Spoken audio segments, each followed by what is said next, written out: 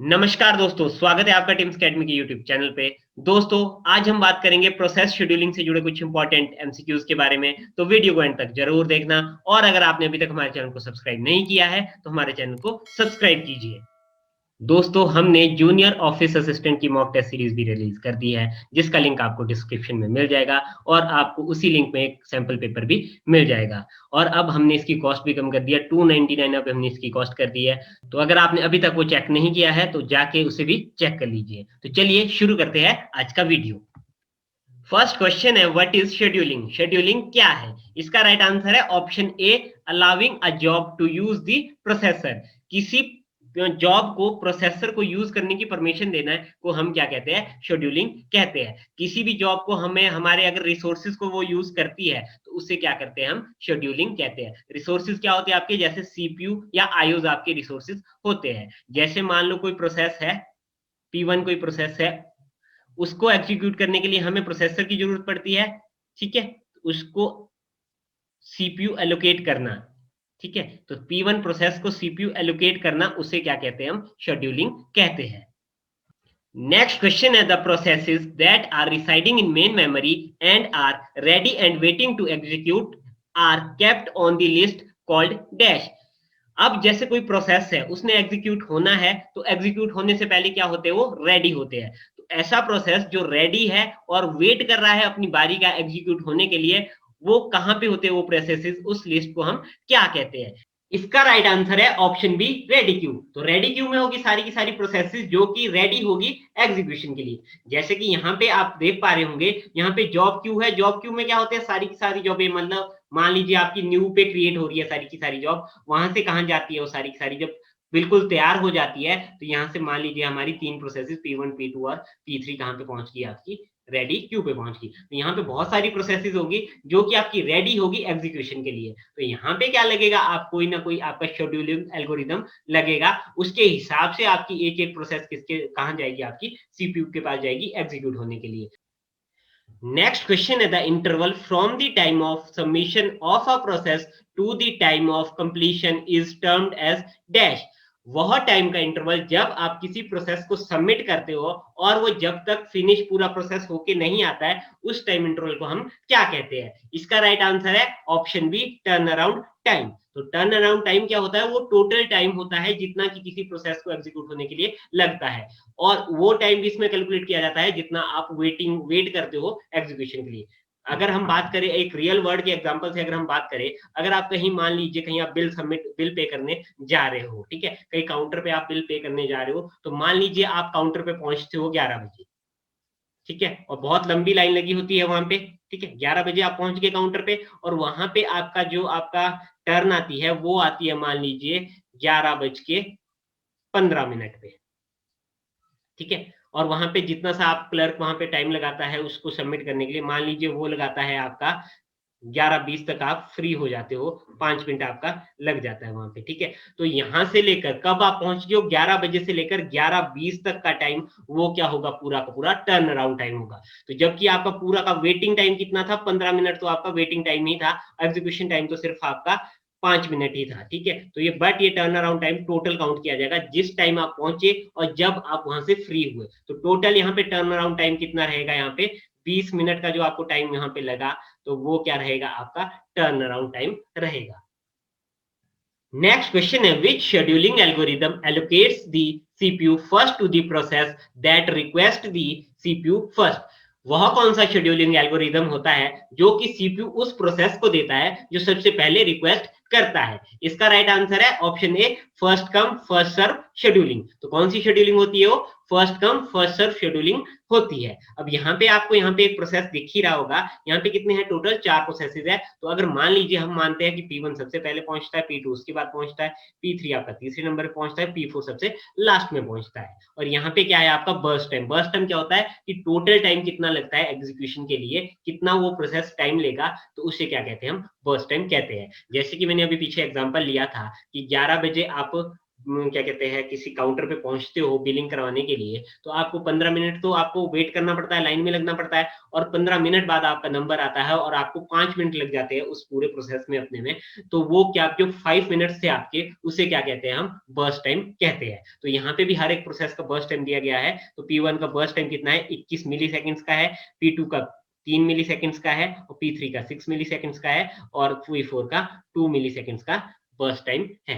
तो सबसे पहले कौन सा प्रोसेस पहुंचा है हमारा, P1 पहुंचा है। तो सबसे पहले सीपीयू किसको एलोकेट हो जाएगा, आपके P1 को हो जाएगा। तो P1 कब पहुंचा है आपका, 0 पे पहुंच गया आपका P1, और वो कितना टाइम आपका, कितना बर्स्ट टाइम है उसका, 21। तो 21 मिली सेकेंड तक सीपीयू किसको मिल जाएगा, आपके P1 को मिल जाएगा। तो 0 से 21 किसके पास आपका सीपीयू चला जाएगा, P1 के पास चला जाएगा। उसके बाद क्या आएगा, P2 को कितना टाइम चाहिए, 3 मिली सेकेंड्स का चाहिए। तो P2 को 21 से लेकर 24 तक आपका किसको मिल जाएगा, सीपीयू आपके P2 को मिल जाएगा। उसके बाद कौन आता है आपका P3 को कितना चाहिए आपका, 6 मिली सेकेंड्स का। तो 24 से 24 से 30 तक किसको मिल जाएगा, सीपीयू आपका P3 को मिल जाएगा। अब लास्ट बचा कौन आपका, P4, और P4 को कितना चाहिए, 2 मिली सेकेंड का टाइम चाहिए। तो 30 के बाद 32 तक, मतलब कि 31 और 32 आपका किसको मिल जाएगा, P4 को मिल जाएगा। तो ये होता है आपका first come first serve. Next question है, in priority scheduling algorithm when a process arrives at the ready queue its priority is compared with the priority of dash. जब कोई प्रायोरिटी शेड्यूलिंग एल्गोरिथम में कोई प्रोसेस आपका arrive करता है ready queue में, तब उसकी प्रायोरिटी किसके साथ कंपेयर की जाती है। इसका राइट आंसर है option C, currently running process. तो किसके साथ कंपेयर की जाती है, जो उस टाइम एग्जीक्यूट प्रोसेस हो रहा होगा उसके साथ उसकी प्रायोरिटी को चेक किया जाता है। होगा क्या, जैसे कि मान लीजिए हमारे पास कोई दो प्रोसेसेस है, ठीक है। अगर हम मान ले हमारे पास एक प्रोसेस है P1 और एक प्रोसेस है P2। अब जो प्रोसेस P1 है वो आपका अराइव कब हुआ है, अराइवल टाइम लिख लेते हैं। अब प्रोसेस P1 मान लीजिए हमारा 0 पे अराइव हो गया था, और प्रोसेस P2 हमारा 1 पे अराइव हुआ है, ठीक है। बट प्रायोरिटी की अगर हम बात करें तो P1 की प्रायोरिटी है आपकी 2, और P2 की प्रायोरिटी है आपकी 1। तो और से लास्ट क्या है आपका बर्स्ट टाइम कितना है, मान लीजिए अगर P1 का बर्स्ट टाइम 3 है और आपका P2 का बर्स्ट टाइम है 2। तो अब होगा क्या इस केस में, सबसे पहले क्या पहुंचेगा आपका P1 पहुंचेगा, अराइवल टाइम पहले है, ठीक है। प्रायोरिटी चेक तभी होगी जब वो क्या कहते हैं अराइवल टाइम उनका सेम होगा, ठीक है। तो सबसे पहले P1 आ गया, यहाँ पे इसके साथ कोई कंपटीशन नहीं था, तो क्या हुआ, P1 अपना प्रोसेसिंग के लिए लग गया, ठीक है। P1 को क्या हुआ, 1 मिली सेकेंड का टाइम मिला, ठीक है। और P1 का क्या हो गया, यहाँ से 3 से अब इसका कितना बच गया 2, क्योंकि 0 से 1 तक वो एग्जीक्यूट हो गया। अब देखो P2 का अराइवल टाइम क्या है 1, रनिंग में क्या है आपकी P1, और P1 को भी अभी कितना चाहिए, 2 टाइम और चाहिए, 2 मिली सेकेंड और चाहिए रनिंग के लिए। बट अब क्या होगा, जो करंटली रनिंग प्रोसेस है, कौन सा है आपका करंटली रनिंग प्रोसेस, P1, उसकी प्रायोरिटी कितनी है आपकी, प्रायोरिटी कितनी है P1 की 2।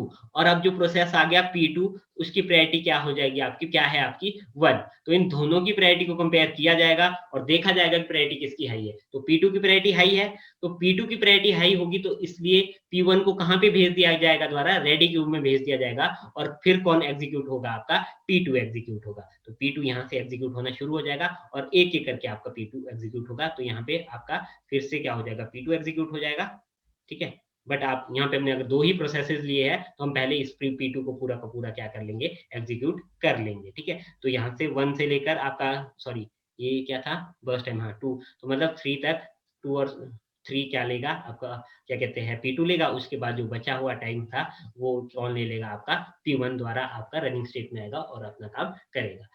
नेक्स्ट क्वेश्चन है, what is waiting time. Waiting time क्या है, इसका राइट आंसर है option B, the total time spend in the ready queue is called waiting time. तो जितना टाइम वो रेडी क्यू में स्पेंड करता है, उस टाइम को हम क्या कहते हैं, वेटिंग टाइम कहते हैं। जैसे कि मैंने आपको एग्जांपल दिया था कि 11 बजे कोई पहुंचता है और 11:15 तक उसका काम नहीं होता है, तब तक वो रेडी क्यू में ही रहेगा, तो उससे क्या कहेंगे हम, वेटिंग टाइम कहेंगे। तो वेटिंग टाइम कैसे निकालते हैं आप, टोटल टर्न अराउंड टाइम, ठीक है, टर्न अराउंड टाइम माइनस आपका क्या होता है, बर्स्ट टाइम, ठीक है। तो अगर मान लीजिए आपका टर्न अराउंड टाइम, अब किसी का मतलब टोटल टाइम उसका, जैसे कि अगर आपका 20 मिली सेकेंड है, ठीक है, और उसका जो बर्स्ट टाइम था वो सिर्फ 5 मिली सेकेंड का था, तो वेटिंग टाइम कितना हो जाएगा आपका 15 मिली सेकेंड का आपका सिर्फ और सिर्फ वेटिंग टाइम ही होगा। ठीक है, नेक्स्ट क्वेश्चन है CPU scheduling is the basis of dash. CPU scheduling किसके बेसिस पे होती है? इसका राइट आंसर है मल्टी प्रोग्रामिंग ऑपरेटिंग सिस्टम। देखो होता क्या है, अब शेड्यूलिंग क्या होगी आपकी,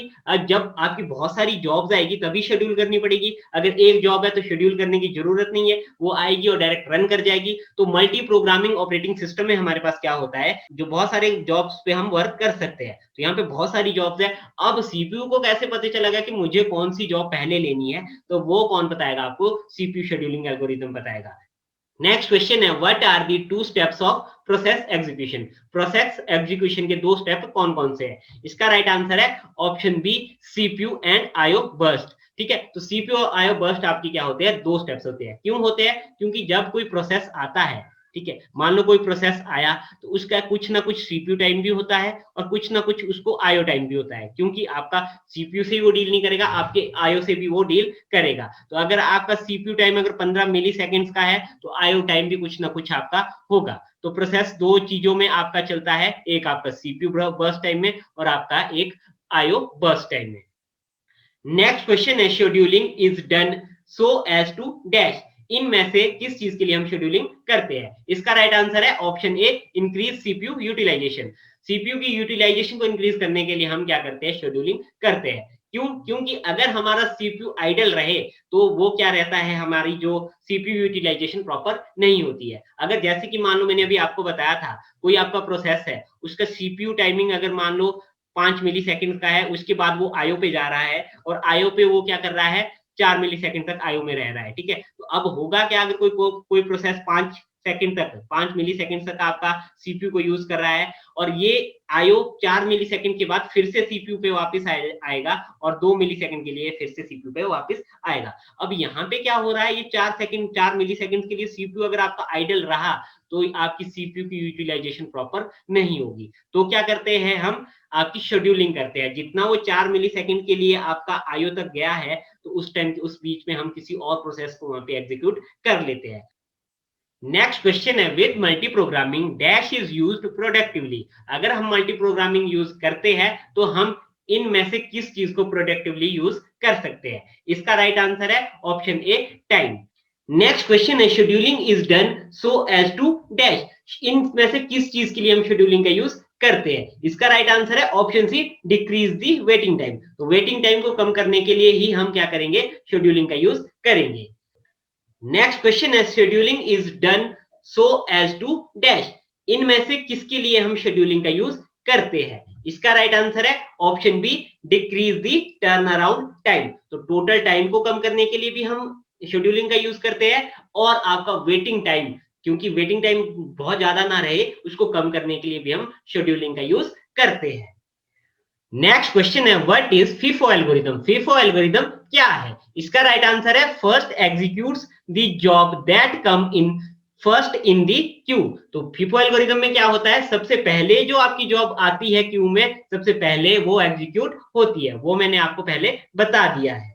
नेक्स्ट क्वेश्चन है in priority scheduling algorithm dash. Priority scheduling algorithm में क्या होगा? इसका राइट आंसर है option A CPU is allocated to the process with highest priority. तो होगा क्या, अगर आपके कोई प्रोसेस है, जैसे कि मैंने अभी पहले भी बताया था, तो जिसकी प्रायोरिटी हाई होगी, तो किसकी प्रायोरिटी है हाई है यहाँ पे, जैसे कि P2 की है, तो पहले प्रोसेस कौन करेगा, P2 करेगा। उसके बाद हाई, उसके बाद कम किसकी प्रायोरिटी आपकी P1 की, तो उसके बाद प्रोसेस कौन कर पाएगा, P1 प्रोसेस कर पाएगा। तो जिसकी हाई प्रायोरिटी होगी उसको पहले प्रोसेसिंग के लिए सीपीयू एलोकेट किया जाएगा। नेक्स्ट क्वेश्चन है which algorithm is defined in time quantum.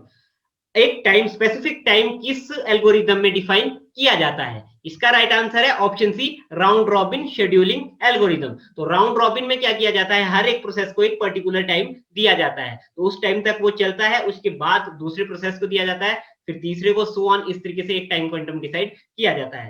Round robin scheduling algorithm को मैं अगली वीडियो में प्रॉपर एक्सप्लेन कर दूंगा, क्योंकि ये वीडियो काफी लंबा हो रहा है, तो इस वीडियो को यहीं एंड करते हैं। तो दोस्तों, कैसा लगा आपको हमारा आज का ये वीडियो, हमें कमेंट करके जरूर बताएं। अगर आपको ये वीडियो पसंद आया तो इसे लाइक कीजिए, शेयर कीजिए, और अगर आपने अभी तक हमारे चैनल को सब्सक्राइब नहीं किया है तो हमारे चैनल को सब्सक्राइब कीजिए। धन्यवाद।